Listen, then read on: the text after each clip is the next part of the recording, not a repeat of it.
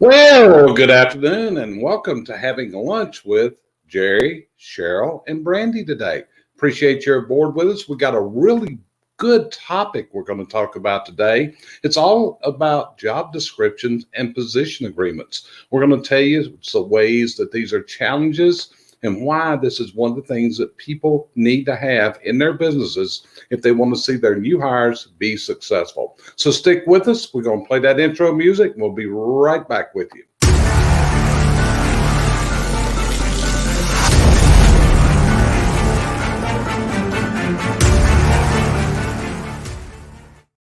So again, appreciate you being with us today. And we do this show every Friday when all three of us can be together and one of us is not on the road, which happens sometimes. So appreciate you being here today. So where do we build our content from? Let's start with that, because each and every week, all three of us are on the phones with clients and we hear, I'm just going to call them sob stories, stories of sadness, stories of failures. And one of the biggest challenges that we're facing today for everybody is their ability to hire people. But I think it's equally as challenging that we see people that we hire fail. In other words, they come in, we start investing in them with training, and all of a sudden they say, "Hey, boss, this ain't really what I want to do. Hey, boss, this job's a little harder than I thought it would be. Hey, I think I'm going to take another job." And we think we have some solutions for you today, but you're likely going to have to do a little bit of work, but that's part of being successful. So Sheryl, you're in the hiring realm. How important is it when you hire someone that we have this information that you can share with them during that interview process? Well, basically, if you can do it in the interview process, you can tweak out as whether that's something that they'd like to do. Instead of just giving them a slight overview, then you hire them, they get them on site, and it's just not what they want to do. And they're there about one day, as we have seen, and then tell their owner, "I'm ready to go." And So, one day is not that big a problem. We're seeing it after people have been there for maybe a week, a month. Even recently had one that had just got his industry certification, and all of a sudden, this isn't what I want to do. And the employer's now invested thousands and thousands of dollars into this. Now, Brandi, you work with office staff. Do you see that people are coming to work on offices and they understand fully what they have got to do to fulfill the commitment for what the employer expects? I find, unfortunately, Jerry, oftentimes they don't. The thing I like about a position agreement versus a job description, and I actually think you should have both. But the thing I like about the position agreement is it lines out the expectations, and we're both agreeing upon the expectations. I think that that's where most businesses that we see failing on the office side are failing, and it's just because there's no clear expectations. And oftentimes it's honestly because maybe it's their first CSR, and so they don't even know what to tell them to do. And so then you have somebody coming on and they're kind of blind as to, okay, I know I'm supposed to answer the phone, but what else am I supposed to do here with my time? And so it's just about making those expectations very, very clear. Okay. So, Sheryl, let's go back to you. One of the things that you have your expertise in, you're an uncanny judge of human nature, behavior patterns, and you have been trained into this. So I think a lot of times we see the problem is people orally discuss what the expectations are, but there's really not a roadmap to look at. And I think we got to compare this to taking directions. If we wanted to tell someone how to go from here to Myrtle Beach, if we just told them, they probably wouldn't get to Myrtle Beach. They'd probably get lost. They couldn't remember all the things. So how important is it for the average person that they see this in a written format? it's your different behavior statues. Some can hear it orally and they're good, but very few. Most of them need, and I don't want to say a checklist, but close to a checklist of things they need to do, of what you expect for them to do. I like to take it even farther. These are in a priority situation. These are the most important that need to be carried out prior to the others. And so if something comes up during the day that's a higher priority than the next thing that you have, you need to be able to move it on. It's just some people just need to see it written. And to be honest, if it's written, it's not the he said, she said thing. And that's what you fall into many, many times.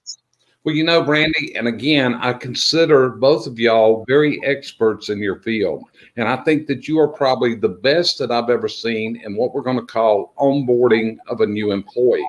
It's a really dedicated, one of our things here at CBC that we profess is we think that the first day is the most important day in any new hire's career they'll ever have, because we're going to form the opinions. So I know you're a firm believer that you actually sit there, or someone, it may be your office manager, Rachel, or it could be someone else, but they're actually going over this step by step. How important do you feel that is in the person to understand it? Well, again, you don't want somebody to come in blind, and you want to acquaint them with your culture. And again, going back, I use that word expectations because I'll use it over and over again because it's so important. And so you want them to know exactly what's expected of them day to day and how to do that, not just what's expected, but how to actually carry that out. And then, Jerry, one of the things I wanted to talk about, I don't know, do our viewers know the difference between a job description and a position agreement, or did you want to tell them? Well, actually, that was the next question I was going to ask, because you had brought up a specific point there, which is you believe they need both a position agreement and also a job description. One of the people that I had that did a presentation to our group before in our coaching group is Larry Winget. And Larry Winget said, number one reason why many people failed, they never have a written job description. And so from that point, but I think what you makes the next point. So why don't you explain what is the difference in a position agreement and a job description? Yeah, so a job description is a very generalized overview of the position. So if I'm hiring a CSR, for example, it's going to say can lift a minimum of 80 pounds, proficient in Microsoft Excel, good customer service. It's just a very generalized overview of the job. It's important though. Number one, it helps them to understand what they're getting into. But number two, we use it a lot. Like I send all of my job descriptions before I hire someone down with them for their physical so that the doctor can sign off that yes, they do meet the criteria of this job description. It can be used in job audits. So that's the job description. So that's, again, just think very big picture job description. Then we go to position agreement, and we're getting much, much smaller. So the position agreement is actually, it's signed by both you and the, I guess I would say your manager. And one of the big differences is you usually only have one job description, but you can have multiple position agreements. So what do I mean by that? So maybe you have an office manager and then they also do your billing, for example. You can make those two different position agreements. So there's a position agreement for the office manager and there's a position agreement for the billing.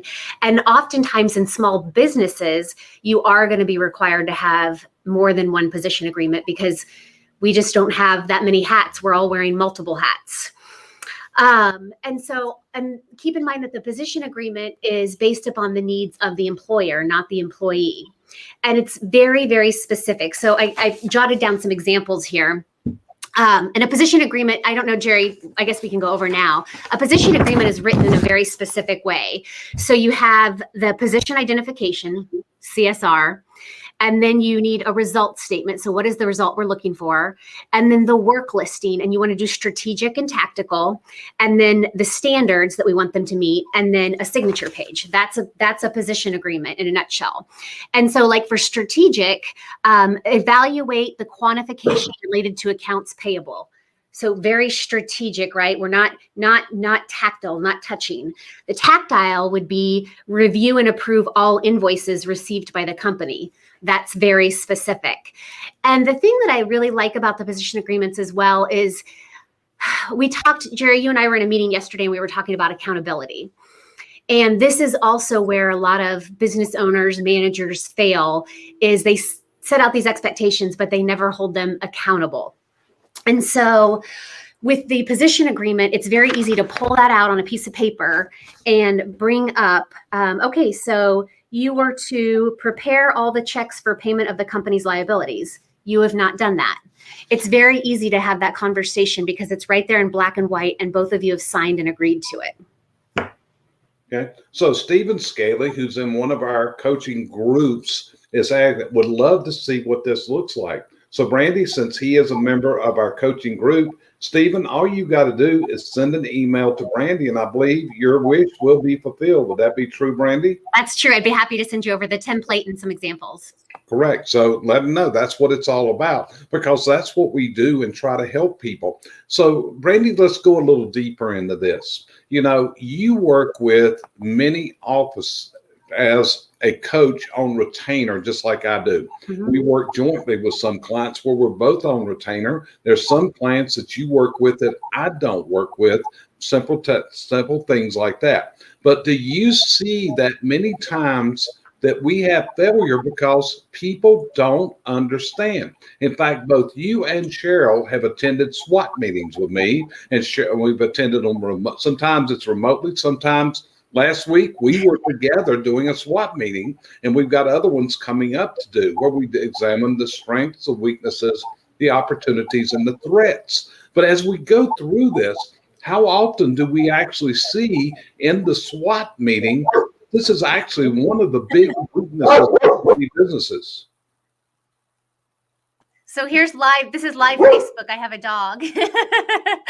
So I apologize, everyone. We are very pet friendly. We love to bring our dogs to work. But to answer your question, Jerry, quite often, and to take this a step further, and I don't want to confuse our audience, but if we were to have like a tree, higher to lower, the highest thing would be the job description. Next, we would have the positions agreement.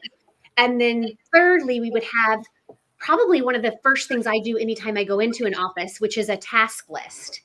And so one of the rules that Brandi's got to do, she got to get a leash for the puppies. Oh my God, he needs like a muzzle. It's only when the post office comes. So Brandi will be back in just a minute. I think we're done. So we think we're done. So you're thinking of them as getting as higher and then getting more and more simple. And so the task list is what I like to start with when I go into offices. And I find, I'll be honest, I haven't gone into an office yet that's actually had one set up. So we create that. And so that is down to the very fine points that's explaining like, this is what you need to do in a day. And that's nice because then if somebody's out sick, I can pick up their task list and make sure that all that gets done. So we've got job description, position agreement, task list.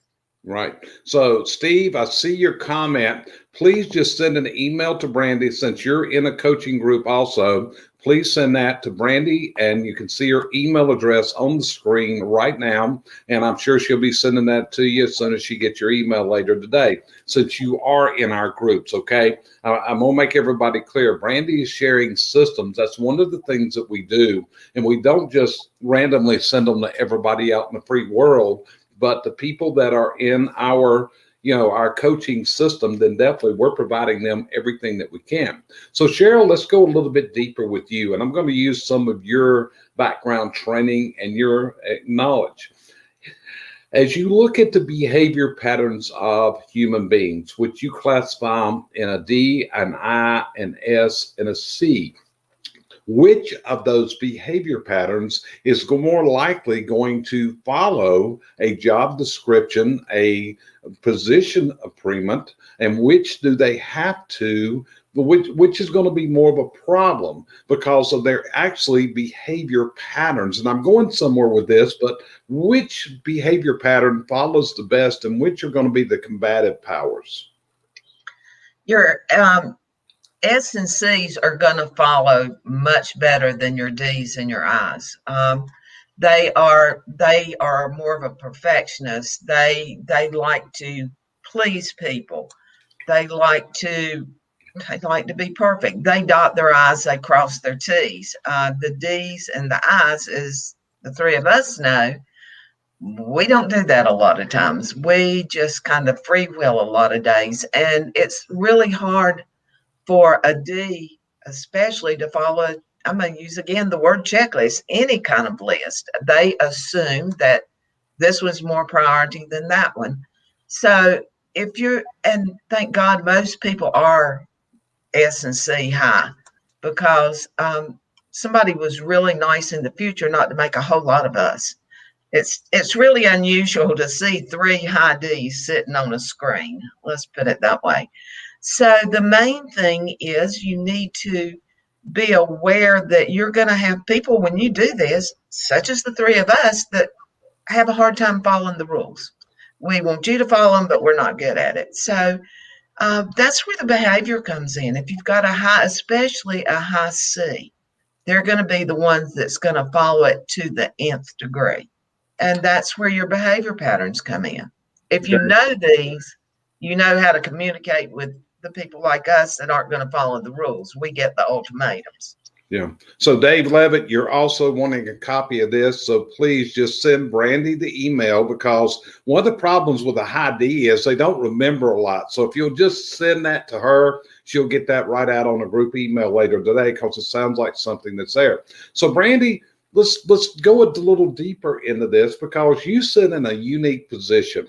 Number one is you started seeing the advantages of doing the DISC and understanding the behavior patterns of your employees. Whenever you took a DISC and I took the original DISC that I did, both you and I learned a lot of things about ourselves, why we got tired in certain situations, and it helped both of us. But you're in a unique position, because you've often said that in your office staff, you got 1 D, you got 1 I, you got 1 S, and you got 1 C. So do each of these people comprehend at a different level? Absolutely. And going back to what Sheryl said about the DISC and the D, as she was talking, I was thinking, yeah, I would be the person that would come in there and I'd be like, we need to change this on my position agreement and this, and we can make this better this way. Whereas my S and my C are going to be like, yes, I understand. And they're probably going to keep a copy on their desk so that they can refer to it at all times. Whereas with my D and I, which I'm the D, so with my I might have to explain why it's important and why we need to follow it. Okay, so I'm going to ask both of you to address the next question. Earlier this week, whenever I posted what our subject matter was going to be, an old friend of mine whose son is in our coaching group also called me up and he said, Jerry, I want you to know why we don't have a job description any longer. Okay, we don't have them. And the reason he said, because my people started saying, that's not my job. So I'd like for each of you to address from your aspect, when an employee says, that's not my job, what's your answer? Well, on my job descriptions, the very last line reads, and anything else that's required of you. I always add that line in, because yeah, you get that a lot. It's not my job. But I mean, I'm a small company, like we're not large companies, so everybody can't do just their little box. So I cover mine with generic verbiage. That's kind of where I lead it in myself. How about you, Brandi? Well, to be honest with you, if an employee came and said that to me, and it has happened in the past, that is typically an employee that is on their way out the door. Because that's just not the culture we have. We have a team-oriented culture here. Everybody helps everybody. And so if you're going to get nitpicky and say that's not in my job description, you're probably not the right fit for Blues Brothers. But I do, like Sheryl, have that statement at the end, letting them know that there could be other duties, and also that it is up to our discretion to change it at any time. Okay. Now, both of you carry a high D personality assessment. Okay. When we look at it, all 3 of us, Sheryl, are almost identical in the assessment from what you've done. Am I correct? Brandi is a little bit lower. You and I are both 99 Ds. Brandi, I think you were 80 something. Yeah, 70s or 80s. Okay. But both I'm like a sliding board. I'm a high D. my eyes were, I look like a sliding board going down. But yeah, we're all staggered that you are more talkative yourself, Jerry, than I am. You're a higher I than I am because, you know, I enjoy talking, but I can listen also. So, and that's another trait of a high D. We don't listen well as a rule. So we have to be careful. You have to work on that. So knowing your background or the way you are makes you aware of what you have to do. We have to work at listening. So it's why I like the DISC assessments done on everyone. Brandi's company's got them on all theirs. Everybody, to me, my opinion is every company ought to have it done on every employee so they can communicate well with each other and they understand what to give them. How do we explain this? Do you need the list explained to you and explained as to your positions only here as long as you follow these rules? Or will they take it like her S and C and say, yes, ma'am, that's perfect, and go on? Right. And I also have a dog here. Yeah. So I think one of the things we have to understand is, Sheryl, you and I are what we would call baby boomers. Brandi is not at that point. Brandi is a different generation, but we have to remember that the people we're leading, the people that work for us, are often a different generation. And understanding that other generation is very difficult for a lot of people. But this is why so many people fail. You said something a while ago. People don't listen. And actually, I posted a Facebook post this morning about one of the surest methods to lose a customer is not listen to the customer and not give the customer what the customer wants. I also profess you've got to sell to the customers the customer wants to be sold to, not those type of things. But as I'm sitting here and I'm listening to both of you, and of all the SWAT meetings I've ever done, which is quite a lot now over my coaching career, and like I said, both of you have participated in the SWAT process with our clients, sometimes virtually, sometimes live. But it's amazing. The number one issue that always rises to the top, and Brandi did it last week again, is communication. It is communication. In fact, the company that we did the SWAT with last week, we're actually going through a process right now of doing new SWATs throughout, new DISC assessments of everyone. And then from this point, you're going to have a debriefing with the company as a whole. What are you going to do in that debriefing to help resolve this communication issue that so often rises up as a problem? The main thing I want to do here, it wouldn't be like doing a one-on-one debriefing. It will be more or less explaining to them how to look at a D, a I, a S, a C, and then explain what the verbiage is under what may be theirs. It's much more generic than a one-on-one. But the whole idea is to get them to see that there's other behaviors than their own. But the main thing is to show them how to read their own behavior, because a DISC shows you more of not what you see, because we're looking through the colored glasses as we look out. We see ourselves as the way we think we are. The DISC will show you how other people see you. And if they see something in there that's not right, if they're not attentive or something like that, then they can work on it. To me, knowledge is huge. As long as you have the knowledge, then number one, you'll change some just because you know the answer. Other things you have to change because you want to.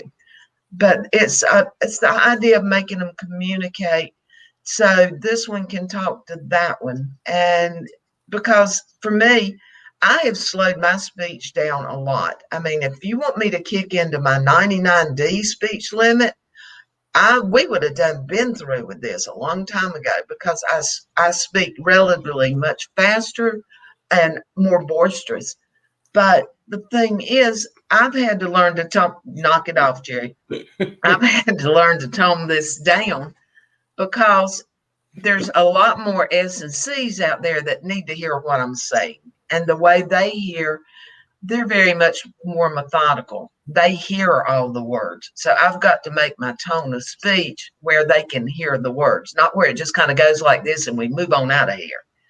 But people will shut a D down very quickly because of their speed, the speed of speech. And I've got to make these people realize that not only is it you're seeing it, your peers are seeing it, your spouse is seeing it, your customers are seeing it. So hopefully during this short debriefing that we're doing, they will learn how to speak to their customers also. So it kind of has a huge overview, enough to get started. Actually, to do a complete one instead of 1 hour, it would take about 8 to do it with the whole group.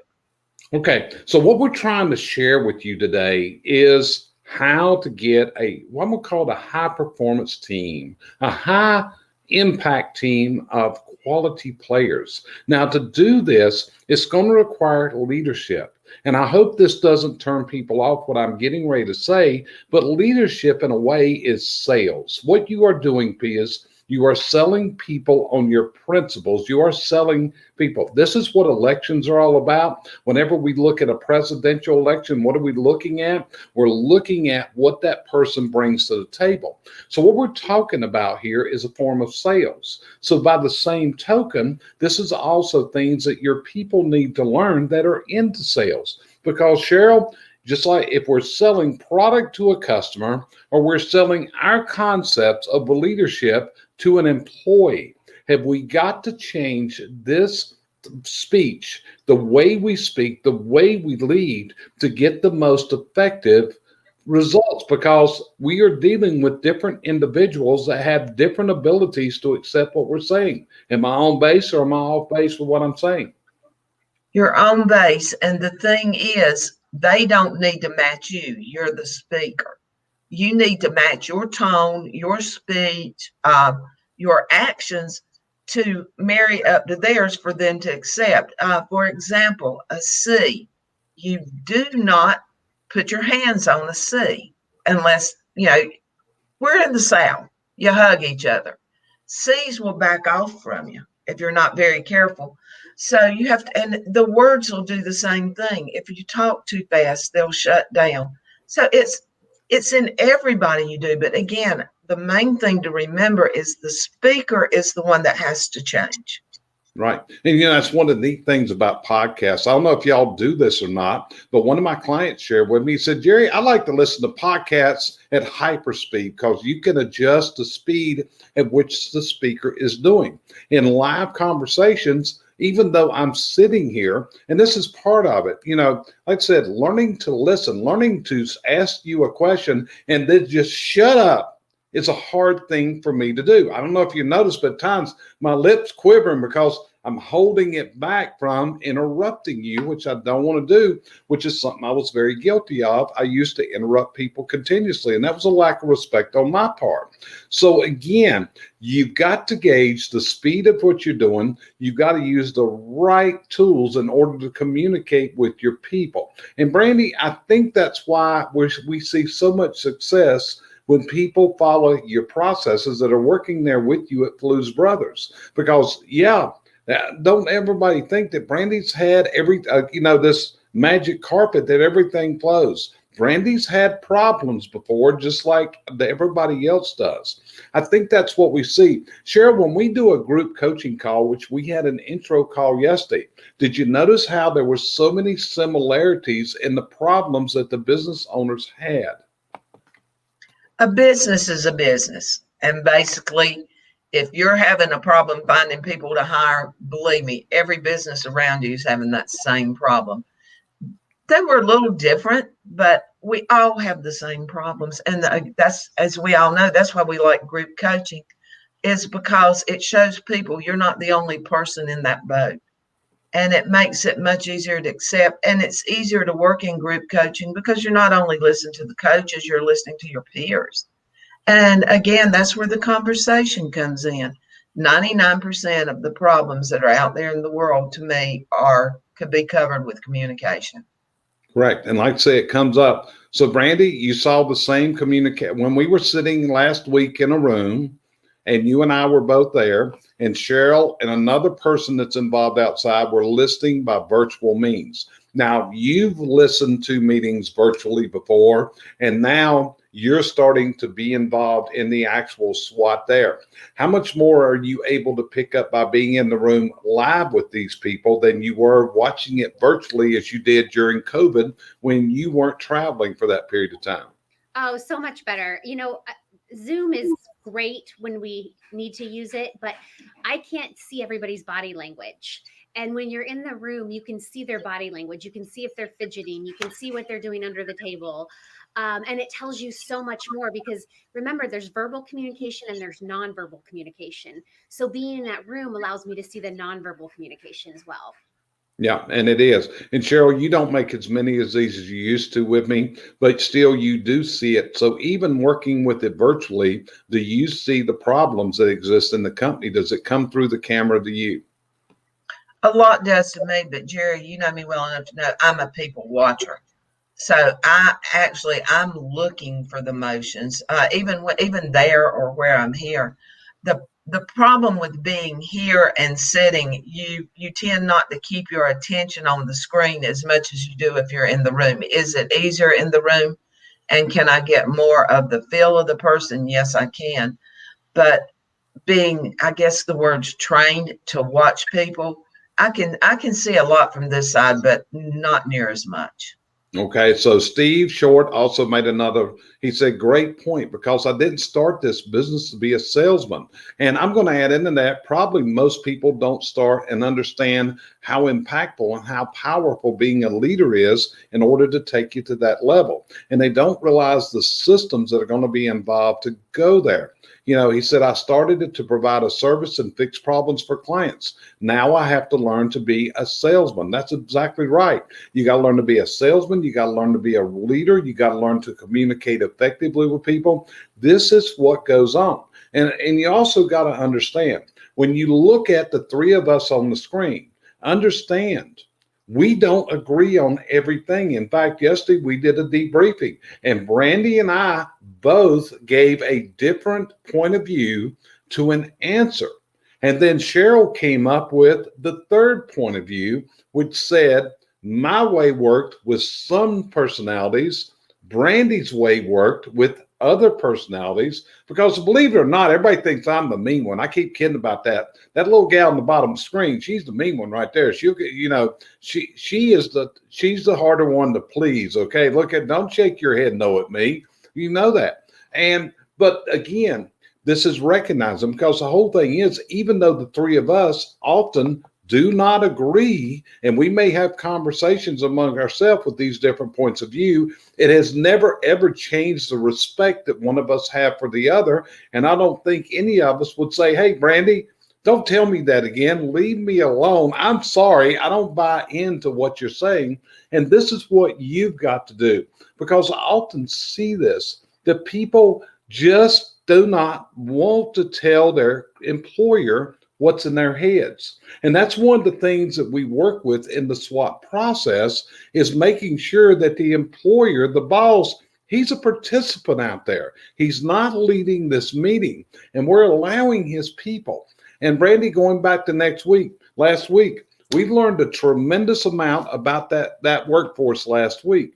And then yesterday, what did we have? We had a debriefing meeting that we were all on that meeting. And it was amazing how we came up with solutions to move forward dealing with the problem, because we have a client there that truly wants and is willing to invest in his people to take them to where they're wanting to go.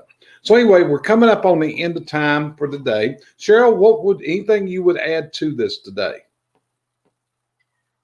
The main thing I would add is, if you learn nothing else, learn to communicate. And that will help you proceed. As like Steve said, he didn't want to be a salesman. You've been a salesman since the day you were born. So it's just a matter of using your communication to present yourself to your customer, your client, or your employee. That's how it works. So that's great. What about you, Brandi? Here's the thing. I know whenever I tell Brandi this is our subject matter, Brandi has got her notes together. And the other week she said, I had so much more down, So I never will leave another broadcast because she does a lot of work preparing for this and getting her notes. So Brandi, what have we not covered? Is there any more gold nuggets you got to share with people? Well, I wanted to go back to what Sheryl said about the C. She said if you hug them, they're going to shy away. So immediately when we're done with this meeting, I'm going to go try to hug my C, which I do know she's not into touch. So I'm going to go try to hug her. So what I wanted to do is kind of just bring it back around to these position agreements and job descriptions. And the thing I see most frequently is we want to have them. And this is especially for those of you that I'm going to send the template today to listen up. We want to have them, but we don't want to take the time to make them because it does take time. And then we get in a situation with an employee where it would have been really helpful to have that position agreement that said exactly what they were supposed to be doing, but we just never made the time to create it. So make the time to create it. And also I would say, you don't have to be the one creating it. I like to do, especially when I go into offices, I like to give the actual person the template and have them create their own job description or create their own position agreement. And then from there, we can edit it, add to it, take away, etc. So let the person that it's serving actually fill it out, and then you can go through and critique it. But that way you're not doing all the work. But definitely just please utilize the tools that are out there and available to us. Yeah. And I think my friend, Mr. Scaly, just made an excellent comment. Listening is not hearing and vice versa. Learning to listen with the ability to be able to repeat what is said. Most people listen with a response. We need to learn to listen with intent without a response. Stephen, you're right on top of what's true there, because this is one of the things that I've always taught. You've got to listen to understand. There are so many human beings and they listen to reply. In other words, and that's one of the things that we have to learn as coaches is being able to listen and sit back and cycle through that information, because this is what I know. So many people know the answer. Earlier today, I saw a woman, she posted on Facebook. She's on one of my friends. And she said, I've lost 32 pounds. And the reason was because she had a coach. And what the coach was able to encourage her to listen to, Brandi, you can, as a health person like you are, you can sympathize when, and have the right words when somebody is deviating off of their diet, sometimes, which you are quick to attack. I've learned I cannot eat a French fry with Brandi on the camera there. I'm going to get a lecture there shortly thereafter, in which I love her because she's looking after my welfare. So, but this is what you got to do. And by being that leader, by being that person that can listen, because you're talking to 3 people right now are speaking to you that probably was one of the most difficult things the 3 of us ever had to go through. You heard Sheryl say she slowed her speech down. Me speaking and taking pauses. Brandi, same way. It's the changes that you go through to be successful. So anyway, we really want to appreciate you being here today with us at lunchtime. We hope you've gotten value out of this. Our company is CB6 Success Group, and we have a mission, which is we want to help our clients take their business dreams and turn them into their business realities. We don't want to predict that future for them. We don't want to tell them what size business they need to be. We don't want to tell people you got to scale or you got to do this or that. We want them to tell us, and then we're going to help them in order to construct that GPS, that map to get to that destination they've got in mind, because that's what it's all about. If you're self-employed, you own a business for one reason, and that reason is to bring you the things that you want in this world, and so you can do the things that you want to do. That's why you became self-employed. So we appreciate you joining us again here, and we will see you next time on our next broadcast. So thank you. We hope you have a most wonderful weekend out there. I hope you're not in the storm zones, because storms are going pretty bad up through certain parts of the country. I saw flooded roads today. If you got value out of this, we would highly appreciate if you share this on your own social pages, because the replays stay up. And again, have a wonderful, wonderful week. And with that, we're out of here. We'll see you on our next broadcast. Bye.